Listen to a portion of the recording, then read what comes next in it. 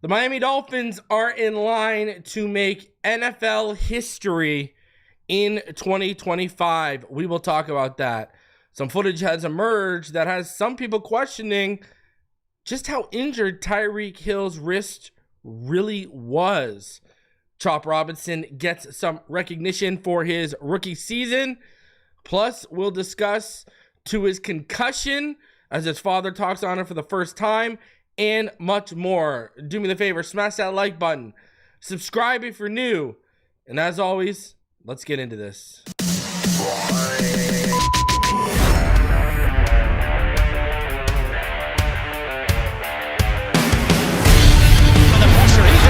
Loses the football. Touchdown! Got it! You have got to be kidding me. Jalen Waddle has a Dolphin touchdown. And he will score! Field on the near side, man open, touchdown!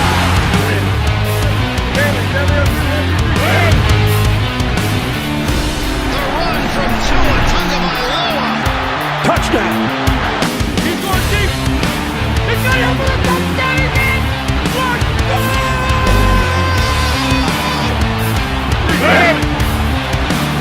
Tagovailoa trying to make up for it. Fires to the end zone. Touchdown! Beautiful day to be a Dolphin fan. Let's go!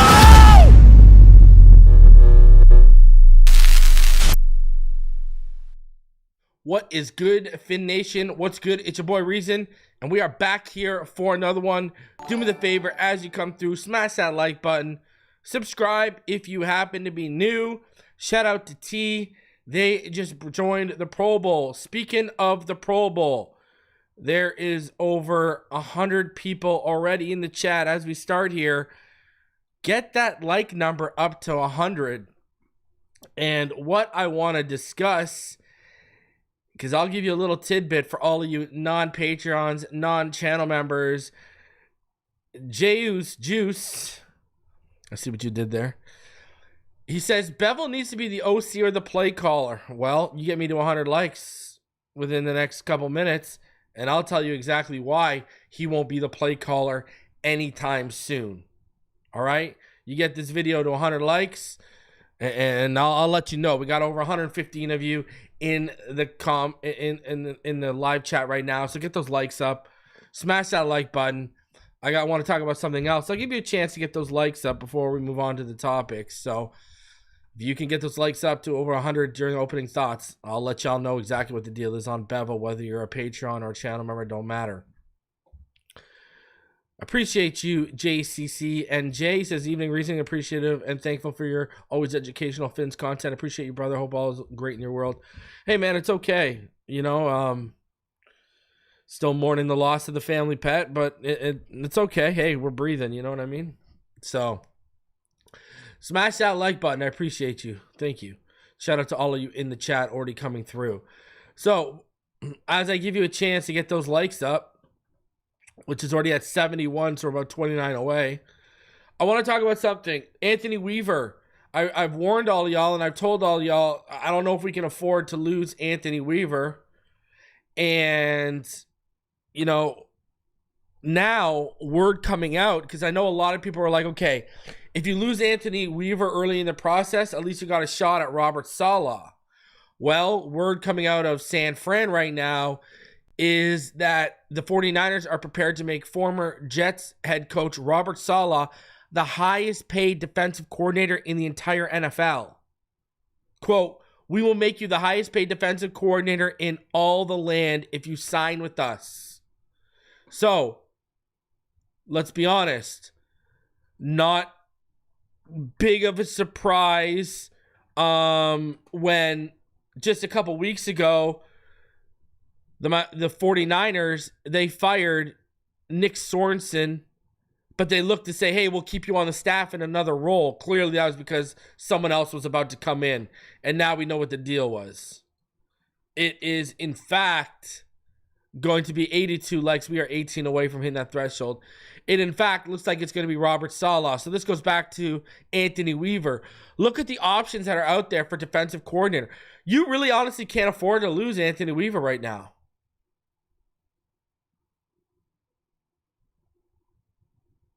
You know what I mean? Like, it's kind of crazy. See, and like, I get what people are going to say, like, I know some people are going to say, hey, he got fired. He's not a good coach, blah, blah, blah, blah, blah. The issue with that is, here's the reality. Some guys are better defensive coordinators than head coaches, and Robert Saleh might be that now. Again, Robert Saleh might need the Dan Campbell treatment. Didn't work out the first time as a coach. Go learn somewhere else.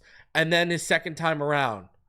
I think Steve Spagnuolo is the same deal. I think next time Spags gets a head coaching, I imagine if the Titans, listen, the Titans today hired the GM I wanted to replace Mike Greer. My wish list was Mike Bergonzi, Ray Agnew, Andy Weidel.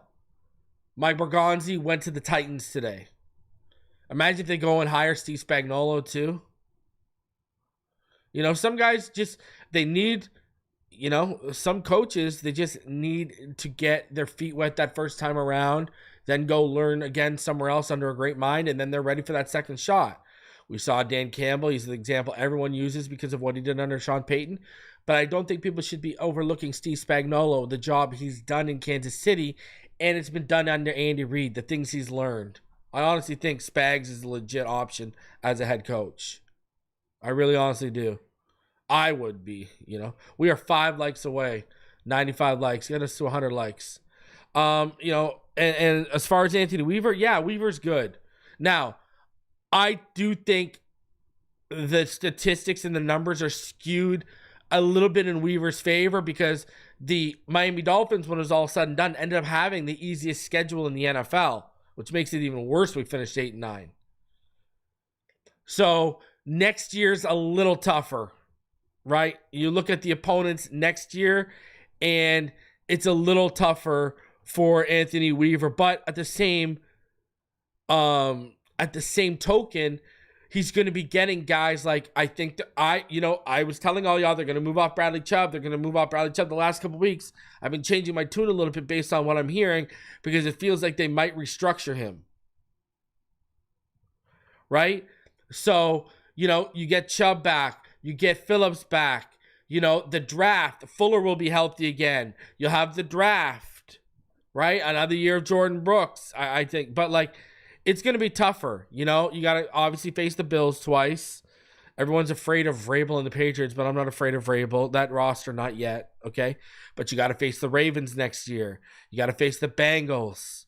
The Bucks, everyone knows, I'm a huge Baker Mayfield fan. They're a tough out. You got to face the Chargers next year. You got to face the Commanders next year. Right? You got to face the you got to face, who else you got to face? You got to face, your away games aren't as bad. Your home games are tougher. Right? Your home games are where the tougher ones are. Like Ravens are at home, Bengals are at home, Bucks are at home, Chargers and the Commanders are at home.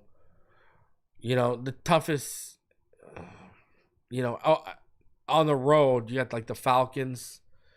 I think this defense could do number on Penix if they wanted to. Obviously, the Bills are going to be tough. The Panthers, what's Bryce Young going to look like next year? The Colts, where are they going to be at? Is Anthony Richardson even going to be the starting quarterback? Right? Then the Patriots and the Jets, and then the Steelers. You could beat the Steelers. So, especially with how this season ended, right? So, I don't know. It's just, it's kind of interesting. It's kind of interesting how it's all working out. So, yeah.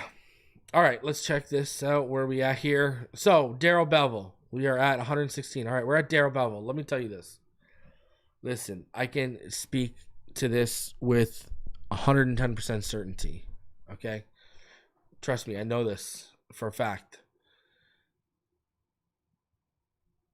he ain't going to be promoted to OC anytime soon. Listen, as someone who was, even during the season, I was saying, fire Frank Smith. He's a placeholder, blah, blah, blah, blah, blah, blah, blah. Well, I talked to someone who had heard me saying this, that's in the know, and Mike McDaniel thinks very highly of Frank Smith. Like, put it this way, okay? You remember how the first year we tried to interview Mike McDaniel as an OC when we ended up settling for Godseen Stoodsville? You remember how it all went down and Shanahan blocked it? Well, if McDaniel had the chance, he would block an interview for Frank Smith. All right, like, for some reason, he thinks very highly of Frank Smith, and that's like his right-hand guy right now. So, you know, the same way Mike McDaniel was viewed by Shanahan, Mike McDaniel basically feels the same way for Frank Smith. For whatever, take that for whatever it's worth. Now, I've come out here and I've talked about Frank Smith's hands have been in the tight end room and been the offensive line room, and look at the results we've gotten. You know, but I know he's like involved in a little bit more than that behind the scenes. I'm simplifying it when I say that. He obviously does more behind the scenes, but I still think, you know, if I woke up tomorrow and you said, Reason, you can replace Frank Smith for Doug Peterson as OC, I would say, where do I sign? See, the same thing as we were just talking about with Saleh. Some guys are meant to be coordinators, not coaches. Or some guys need to fail as a head coach and then go be a coordinator for a while and give it a try again. Well, Doug Peterson has turned in from a Super Bowl winning coach with creative play designs and play calling. Might I add you, why is there a Nick Foles statue outside? You know, I'm just saying. So, creative play caller, creative play designer. He looks like he's going to be an OC for at least the next 3 or 4 years, minimum. You know? If you're going to say to me, hey, Reason, who are you going to take, that guy or Frank Smith? You know where I'm going. Doug, may I pack your bags? And may I drive you to Hard Rock? But I know why. I know why. See, this is why, and this plays into why Frank Smith is being kept buddy-buddy, right? And you don't got to be a rocket scientist to put this together, right? Just look at this from what I told you, and now sit back and look at the whole situation. Frank Smith is not a threat to Mike McDaniel. Doug Peterson is a threat to Mike McDaniel. Mike McDaniel comes in, Doug Peterson comes in, and Mike McDaniel comes in and goes 2-4 next year, or 2-6 to start next year. He's either going to be replaced by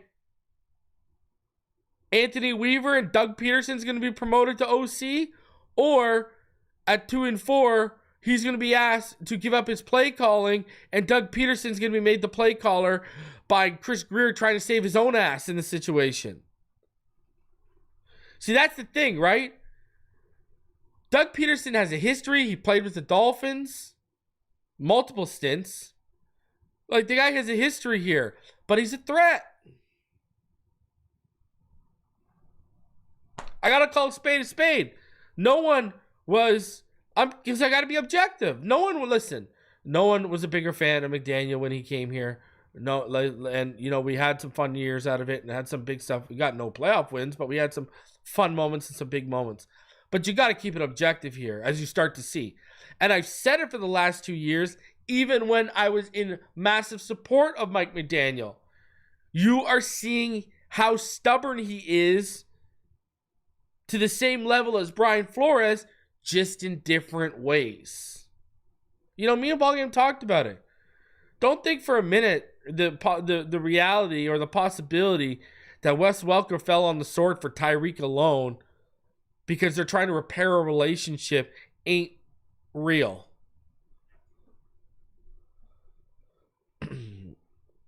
So, yeah, I don't know. It's kind of crazy when you break it all down. Like, listen, and I get it. You know why guys are arrogant, stubborn, or cocky or whatever, just in different ways at this level? Because you have to be to get to that level. If you don't think you're the best, you'll never be the best. Listen, I support anyone that coaches this team and is on this roster because I need everyone to perform at, they're going to be on the roster, they're going to be on the staff. I support them because I need them to be at their highest level so we can freaking win. I care about winning. I don't care about personal vendettas or agendas.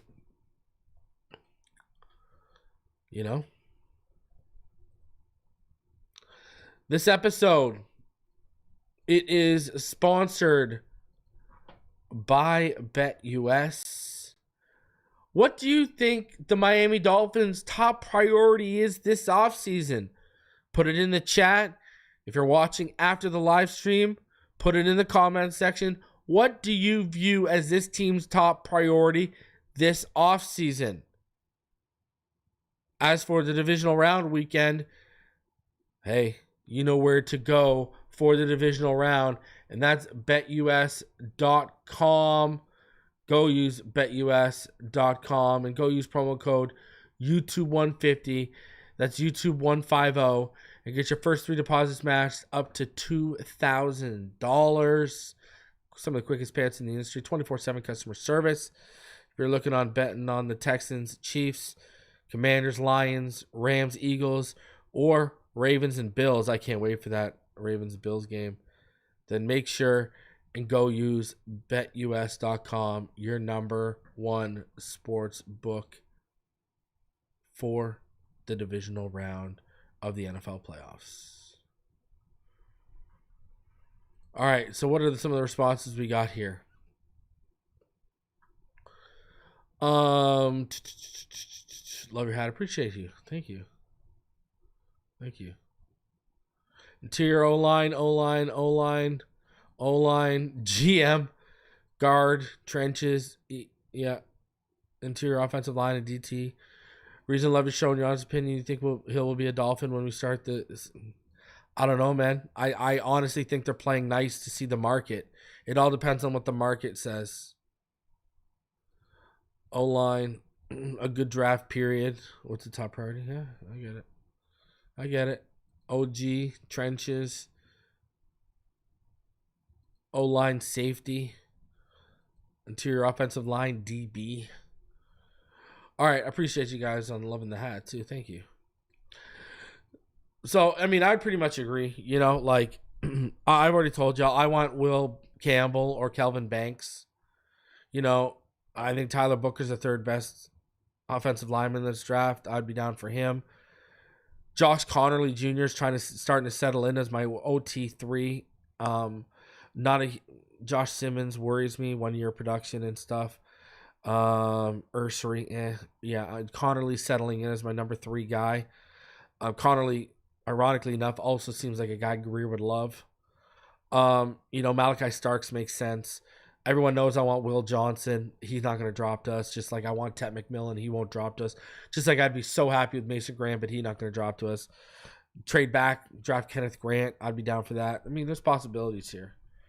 There's possibilities here. For real. In this draft. So, I love it. Draft season is not too far away, but here's what's really, really, really, really close, and that's free agency. Let's go, baby. Let's get to free agency. That's where we're at. Okay, so I want to start getting into everything here for you guys today. Let's start off with some good news. Let's start off with some Chop Robinson stuff, okay? So, a couple days ago, ESPN, they came out with their all-rookie team. All right? Now, Do we got you know what's crazy? Okay, you know what? I'm actually gonna bring this article up. I want to be because I know recently we talked about recently if you're a GM, who would we have? So let's get into this. All right. Okay, so this is the all rookie. So Jaden Daniels, I've been talking about him since 2019. Check mark on me. Drake May is the second team. Those are my two man crushes. Check mark. Bucky Irving, I wasn't out ahead of. Either was I with Tyrone Tracy. I wasn't really into this class. Brian Thomas Jr., that would go to Neil Driscoll for sure.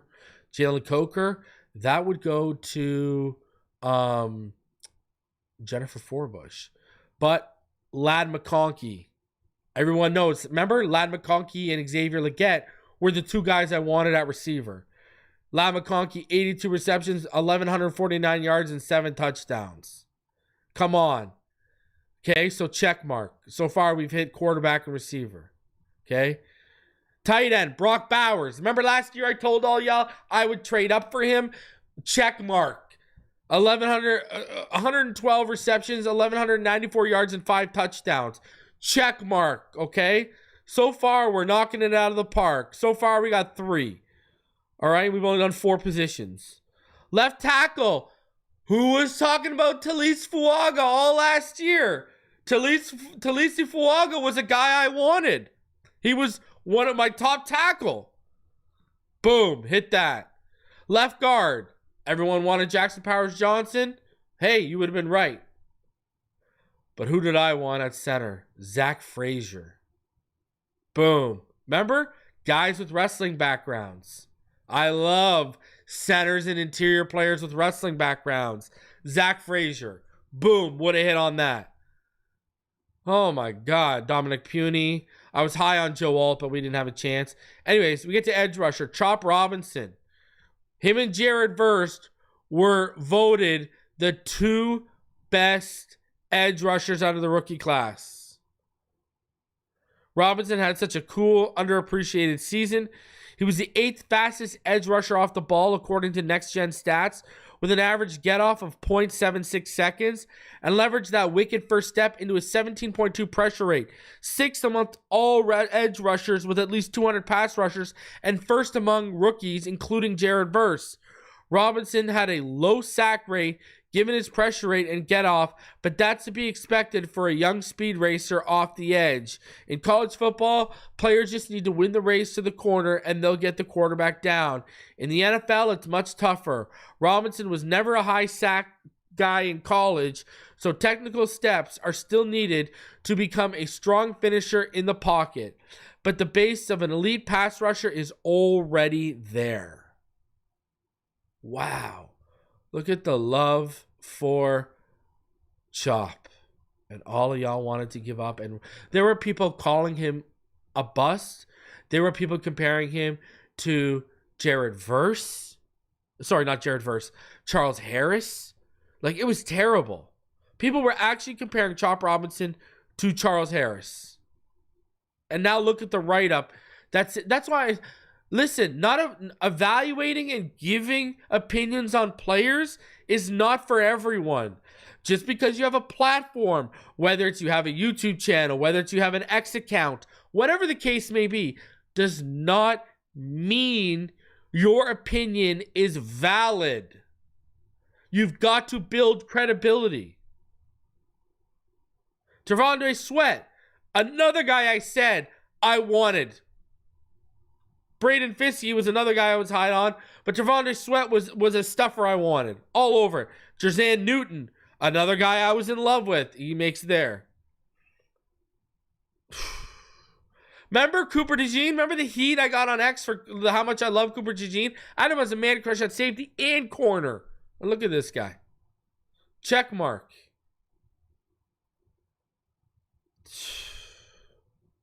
Unbelievable. Look at on this rookie, let's do an count.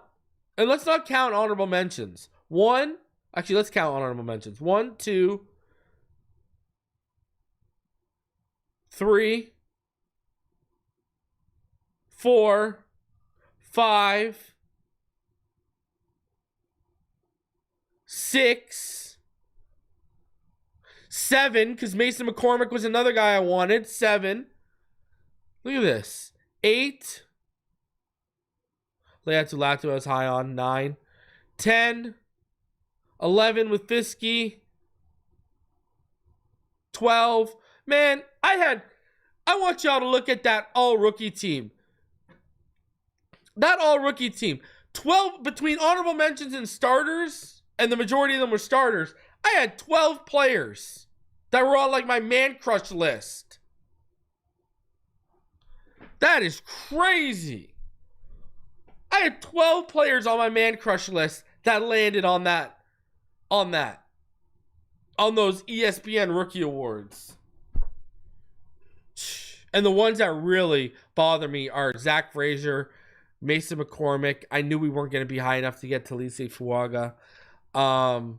Yeah, but Zach Frazier and Mason McCormick, man, Mason McCormick, you had shots at. Man, and the people that argue me on these things, like, you know what's crazy? I sit here and I watch everyone talk about, well, hindsight's 2020. You know, we should have taken Penei Sewell. You know how many people on X alone argued me that Penei Sewell was not a good pick at 6? Do y'all remember this? I had to pull up high school tape to show people Penei Sewell playing right tackle. Do y'all remember that? Where I'd pull up high school tape of Penei Sewell. Because you know what people were saying? We have our answer at right tackle. It's Robert Hunt. Y'all don't remember that? Y'all don't remember that after that rookie season? Everyone was telling me Robert Hunt's the answer at right tackle. And I was telling y'all from the moment Robert Hunt got drafted, he's a guard. And he's a potential Pro Bowl or All-Pro guard. Sure got paid like one. But, you know, people always just want to say, hey, reason, Tua. Go look at all the players I've hit on that are on this team and not on this team. Just because you got all these 99.9% of platforms just talk about one guy and it's the quarterback, doesn't mean we just talk about only the quarterback over here. Okay? Just saying. Yeah, I want to. Remember Jay Myers? Jay Myers. See, Jay remembers. Remember how badly I wanted Christian Mahogany? Man, we could have fixed this. Starting a petition for reason to be the new head of scouting for the buddy. I'll fix this, eh? I will fix all of this. We've already gone over this. I will fix this. Man, by the end of that 2021 draft, do you know what our offensive line would have been? Because I love you, Waddle, but I would have taken Penei. I was the biggest Penei. That's the thing. The two players I were pushing for the most were Penei and Waddle. And I basically had to come down to a choice. And I would have taken Penei. But look at what our offensive line would have been. Just look at it. You wouldn't even needed to spend the money on Teron Armstead. Not with me. Because I would have done what they didn't do. I would have added the extra mid-round pick. I would have got Wirfs because we're the reason why the Bucs traded up one spot to take Wirfs because we were trying to trade back. But the 49ers wanted the pot sweetened a little bit so they wouldn't miss out on Javon Kinlaw. So we would have had Wirfs at right tackle. I would have drafted Robert Hunt because I talked about him the night before that draft on our me and EM Dolphin fans mock draft. I would have taken Robert Hunt. I would have taken Creed Humphrey instead of Liam Eichenberg. I wouldn't even have traded up. I would have taken Creed Humphrey there. I would have taken Quinn Miners instead of Hunter Long. I mean, I had Quinn Miners on the show. And Penei Sewell would have been my... By the end of 2021, our line would have been from left to right. Penei Sewell, Quinn Miners, Creed Humphrey, Robert Hunt, and Tristan Wirfs. We would have had the best offensive line in football. Because remember, if all of you that have been watching me since 2019 when I was on the Tuesday night panel, I said, I don't care if you draft Burrow, I don't care if you draft Herbert, I don't care if you draft Tua, I don't care if you draft Love, I don't care who you draft. Build me what they have in Oakland and Indianapolis. Build that offensive line out.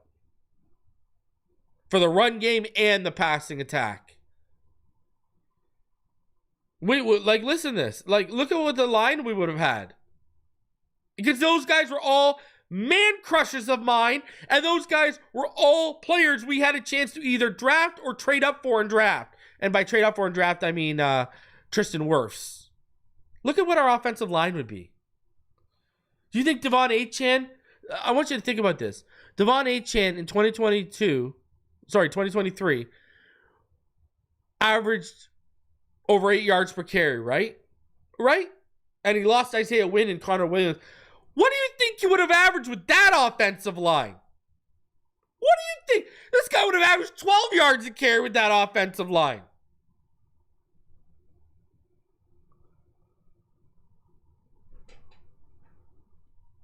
And, as all you know, one of my biggest man crushes of that draft, we wouldn't even needed to spend money on Jonnu.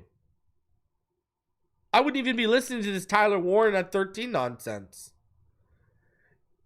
Right? There would have been no meeting that we would have got fined for. So Flores couldn't have taken, we wouldn't have lost a pick. And with that pick, I would have taken Sam Laporta. Remember how high I was on Sam Laporta? That was my guy. Oh man, we'd be set. We would be set. We would be happier than pigs in you know what. Cesar Ruiz is who I wanted to as well in that draft. Cesar Ruiz is actually what screwed them up. Cesar Ruiz was going to be the pick after Austin Jackson.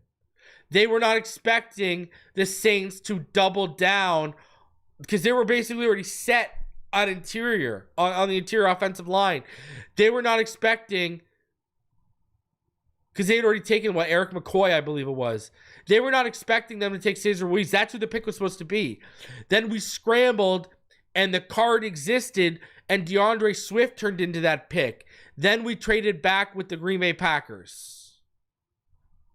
So it went from Cesar Ruiz to DeAndre Swift to a trade back that turned into Noah Igbenogany. That's how that pick went.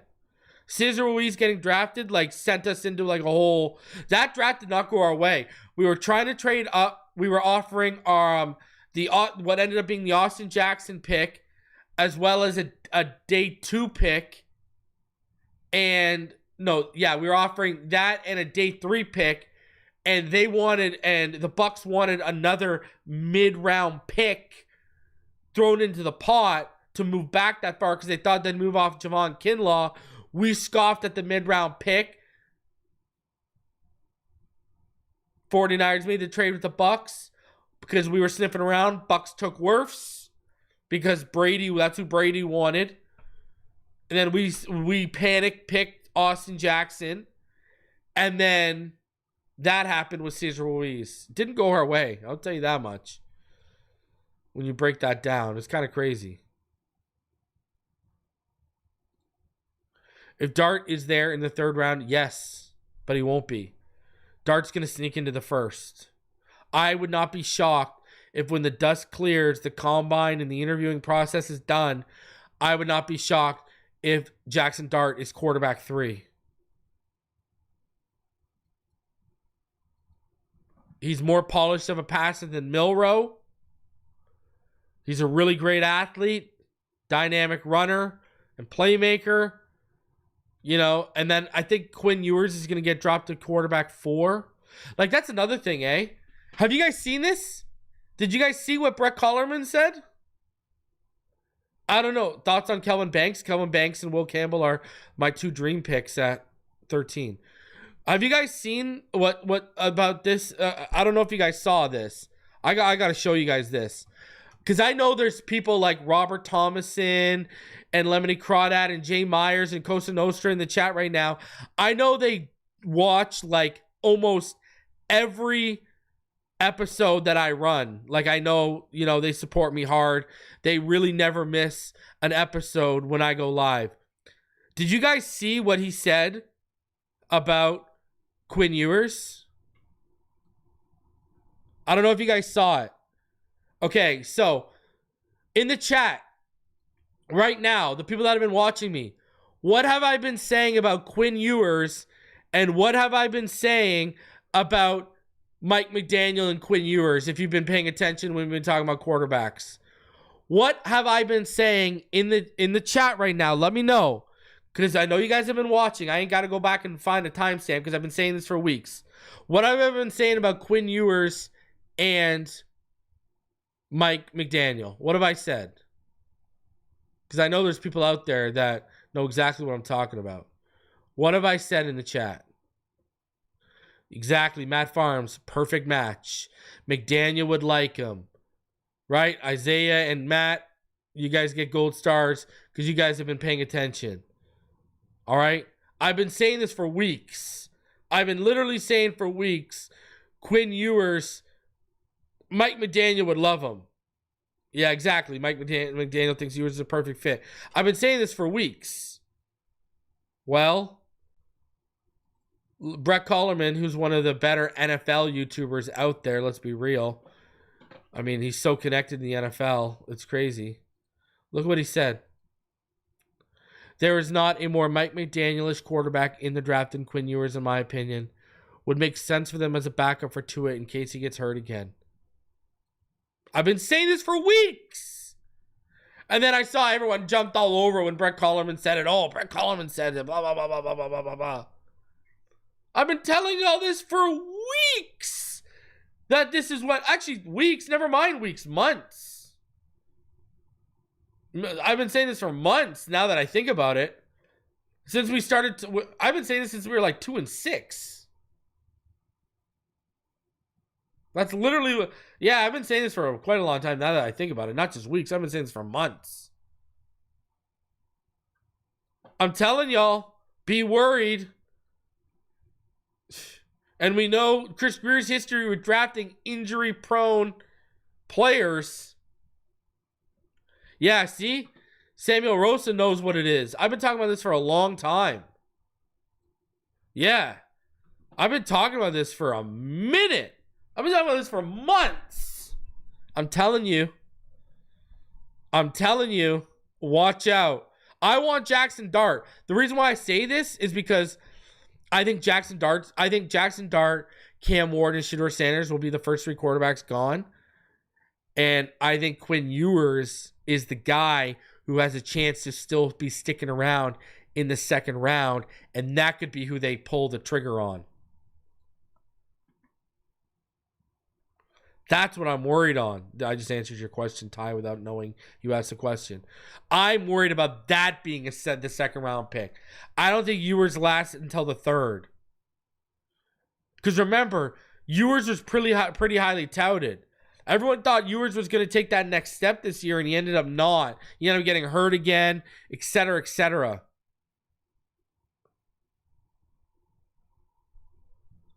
I'm not a huge fan. I'll tell you this much. I'd take Jalen Milroe and developing him into his ceiling over Quinn Ewers. Ewers worries me. Now, he would end up being my fifth best. He is my quarterback 5 when it's all said and done. You know, like he would be in the top 5 because it's such a weak class. You know, Jalen Milroe and Quinn Ewers really shouldn't be in my top 5. Like, the bottom of my top 5 should really probably be Shedeur and Dart. But because it's weak, they're up. Like, I think, I'll be honest with you, Jackson Dart has a higher ceiling than Shedeur, I think. He's way more dynamic than Shedeur. You know, Shedeur doesn't really do anything that pops on screen to you. He does good things. And some really good things, but none of that really pops, you know? Like Cam Ward pops on tape. You know, Jackson Dart will pop on tape. Jalen Milroe has moments that pop on tape. You know, Shedeur has moments, but, you know, Shedeur is more of a timing anticipation thrower, you know, et cetera, et cetera. Yo, Jay, that's why I love him, Jay. Yeah? Now you know. He's a tough bastard. Dart is a tough bastard. Dart will get up. He will get smoked. He will get up. And the next play, he will look to make a 65-yard run if you give him the crease. I just like Dart, man. I think if you develop him a little bit more as a passer, I think you get, you know, comes from a similar background, Jay, as Tua, right? RPO stuff in Ole Miss, RPO stuff in Alabama. Quick decision maker, right? Dart's that quick decision maker. Because he's got playing so much RPO and read option stuff. He's got to be. So now you develop him as a passer and you let him through film and reps in the preseason start to see coverages, right? So he can learn how to process, etc., etc. I'm telling you, man. I'm telling you, the ceiling on Dart, it's real. And he's already had NFL level coaching in Lane Kiffin. I'm telling you, man. I think Cam and Jackson, we could look back and maybe end up being the best quarterbacks of this draft. I'm telling you, bro. It's crazy. Like 2 months ago, if the draft was that day, you could have got Jackson Dart at 13, in the second round. Now, you might have to take him at 13. So, and then they got a really good kid coming up behind Jackson Dart and Ole Miss, Austin Mills. Ewers or Huntley? Quinn Ewers. I'm taking Quinn Ewers. Listen, I got a video planned. We're going to talk about the quarterback situation next week. Don't worry. I got a video planned. It's coming your way. And y'all are going to like this one. So, well, I mean, it depends on what you want, right? Like, I was looking at it. Yeah, Nico Iamaleava he can come out next year. But I see Scotty says 2026. Arch ain't coming out. If you're looking for Arch ain't coming out in 2026. His family's already said he's staying 4 years, so he won't be out till 2027 minimum. And then imagine the nil offers that are going to come that kid's way. Yeah, Jay Myers, I agree. Ewers is all about landing. He is purely... I think Shadour's like that too. Like, I think Shadour, Ewers, and a couple others in this class are all... And Milroe. You got to land in the right spot. You know? Like, Milroe needs Jordan Love level type of patience. You know? So, it's all about the right spot with a couple of those guys, for sure. 110%. And quarterback ain't the only position we can talk about that for. You know? All right, the Miami Dolphins. They are about to make history in 2025. And this is what it is. The Miami Dolphins announced as designated team for 2025 NFL Madrid game. The National Football League today announced that the Miami Dolphins will play as a designated team in the historic first ever regular season game in Spain as part of the 2025 international games.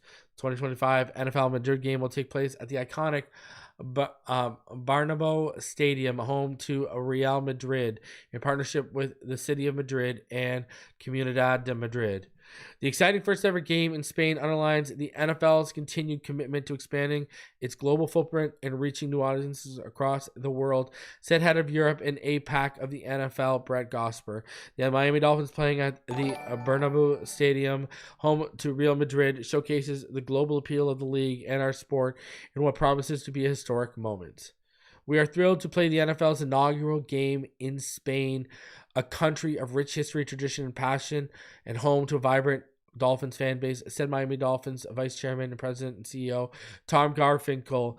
There is a hunger for football in this market, and we are proud to join the NFL in growing the game internationally while engaging with old and new fans alike. With the unique synergy between Miami and Madrid, we believe this is the only beginning for us in this incredible region, and we look forward to bringing the excitement and community of Dolphins football to Spain in 2025 and beyond. The partnership with the NFL will bring one of the world's most prestigious sporting competitions to the Santiago Bernabeu, a stadium which has welcomed millions of passionate fans from around the globe to enjoy incredible sporting experiences, said Real Madrid Institutional Relations Director Emilio Butraguiano. The Dolphins' opponent, along with the game date and kickoff, will be announced when the full schedule is revealed this spring. Beyond the NFL's first ever international game in the market, the league is committed to growing the game at every level. So it goes into here, and you look at this. The Dolphins have played in 7 regular season games internationally. 5 in London, 1 in Frankfurt, and 1 in Toronto. This will be our 8th international game.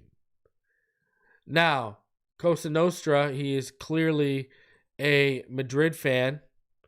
All right, he comes through and he says, Hala Madrid. And he donates the Merino. I love the donation number, Costa. 13. I love it. My favorite number. That was my number. My first number was 16, and then 13 was my number. So, playing football. So that was my number in ball. So, for obvious reasons, you know. So, now, who is it going to be? Who is it going to be? The word on the street is it's going to be one of those home games, obviously, right? So, let me know in the chat. Who do you think it's going to be that the Dolphins play in Madrid? It's going to be one of these 9 teams, it seems. It's going to be the Bills, the Jets, the Patriots, the Bengals, the Ravens, the Saints, the Bucks, the Chargers, or the Commanders. Personally, I think it's going to be the Bengals, the Ravens, or the Commanders. That's what makes the most sense. I think it's going to be the Ravens, the Bengals, or the Commanders. Now, who do I hope it is? I hope it's the Saints or the Patriots. Dennis, I don't think they'll take the Buffalo game, the rivalry game, on the road. That's why I don't think it'll be the Jets or the Patriots. I think, honestly, it's between the bottom 6 teams, if you want my honest opinion. And because the Commanders are in the playoffs and going deep right now, and as well as the Ravens, I could see those 2 teams being two. Like, if the Ravens go to the Super Bowl, it's probably going to be the Ravens. So, let me know in the chat, or let me know in the comment section if you're watching this after the fact. Who do you think the Miami Dolphins will be playing in Spain this year? Saints, depending on how the Ravens and Commanders do. That's why I don't think it will be. Commanders, Bengals, New Orleans, Commanders, Buffalo. Yeah, I don't think it will. Yeah, I would agree with that, Jay. Those are my picks are too. For sure. Bengals, Bucks, Ravens, Cincy, Bengals. Cincy, Ravens. Shout out to Lemmy Crawdad. Your number was 16. Your first number 16 too. Attaboy. Bengals. So there you go.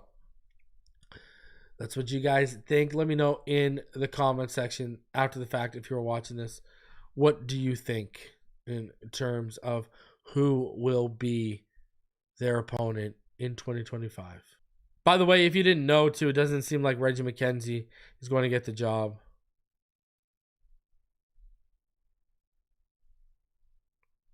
Doesn't seem like Reggie McKenzie is going to get a job, so it doesn't feel like it's going to be. It doesn't feel like it's going to be something we benefit from, and where we get multiple draft picks. So, doesn't sound like he's making it through to the second level of the interview process.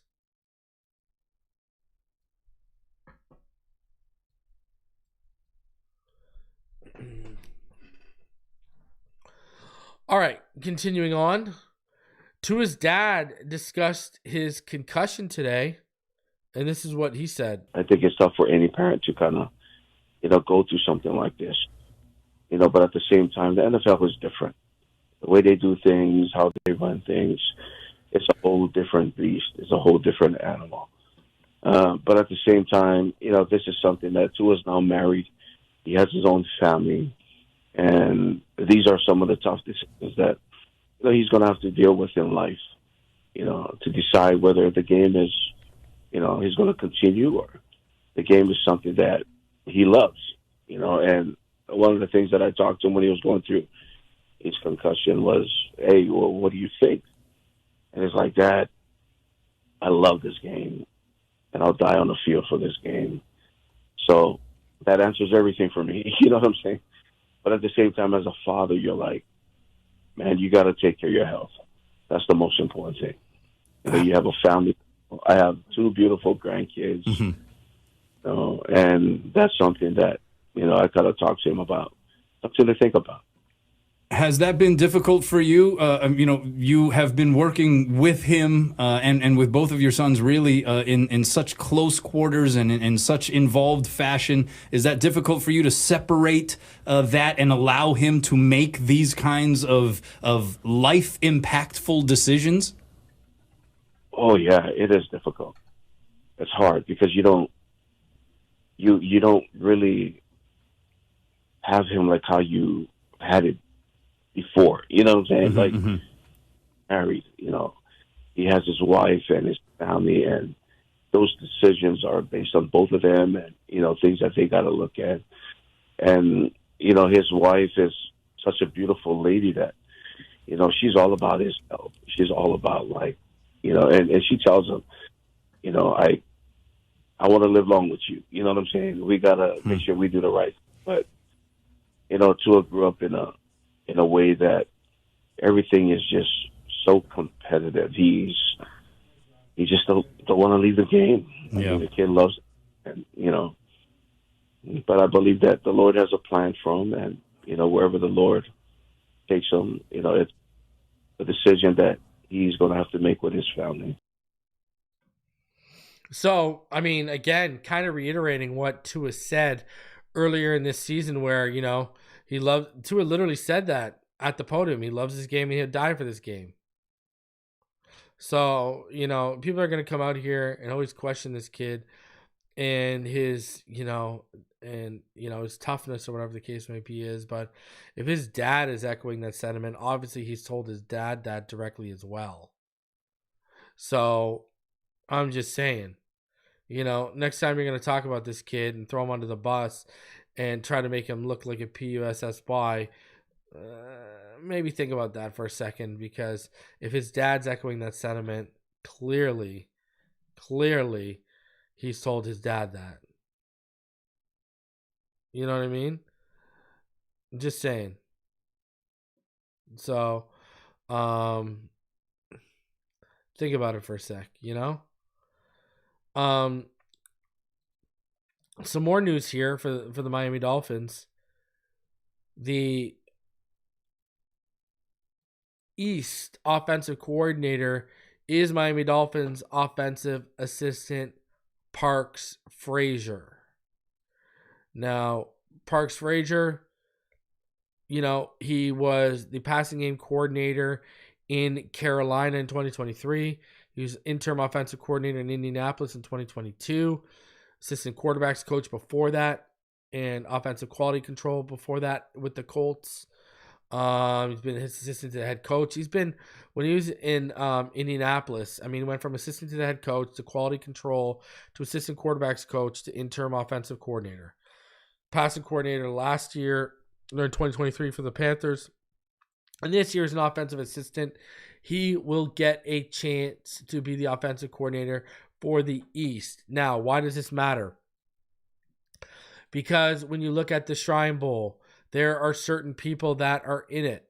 Shedeur Sanders is going to be, now I don't expect him to play, I just expect him to interview. He will be there. Who else is going to be there? Kyle McCord from Syracuse. He is going to be there as well. Brady Cook will be there. You know what I mean? But we've talked about Kyle McCord a little bit. He's an interesting late day 3 pick if he's on the board. Kenneth Grant is going to be there. A guy I really like from Georgia, Nazir Stackhouse, who I think is going to be a day 2, day 3 guy. You know, Siobhan Revel will be there. He's another corner option, but I think he's still coming off that torn ACL, so he'll probably just be interviewing and stuff like that. So my point is, there's going to be players there. For sure, there's going to be players there. Hell, Aronde Gatson II is going to be there. Bloodline's going to be there. So there's a really good linebacker I like from Ole Miss, Chris Paul. He's going to be there as well.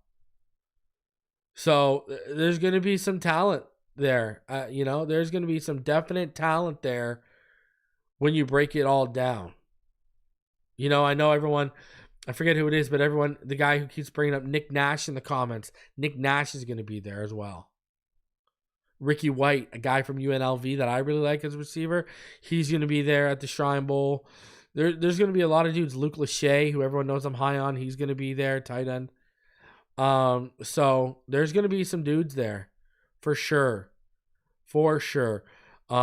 Very interesting. Xavier Truss, a player that I've heard the Miami Dolphins are interested in, he's going to be there at the Shrine Bowl. So it's going to be very interesting. It's going to be very interesting. There are some players for sure. So obviously the Senior Bowl, though, when you talk about it, that's the cream of the crop. Jay Higgins, linebacker I like from Iowa, he's going to be at the Shrine Bowl. Chris Paul Jr., like I mentioned, he'll be there too. So definitely some names to watch. It's actually one of the more stacked Senior Bowls and Shrine Bowls in recent memory.